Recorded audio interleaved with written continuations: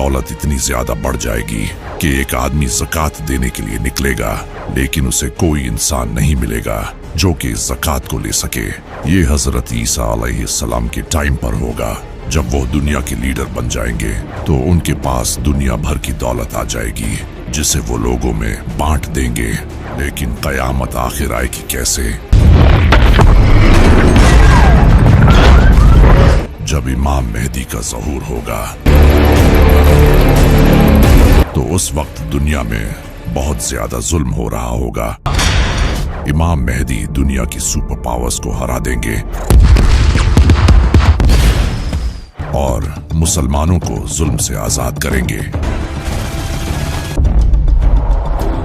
इसके बाद दज्जाल निकलेगा जिसे मारने के लिए अल्लाह हजरत ईसा अलैहिस्सलाम को इस दुनिया में भेजेगा। हजरत ईसा अलैहिस्सलाम दज्जाल को कत्ल करेंगे और दुनिया में हुकूमत करेंगे और पूरी दुनिया में इंसाफ भर देंगे। लेकिन फिर अल्लाह याजूज माजूज को दुनिया में छोड़ देगा।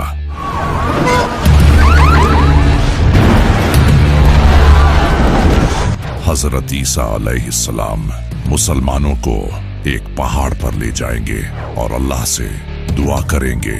अल्लाह इनकी दुआ कबूल करेगा और याजूज माजूज को भी खत्म कर देगा।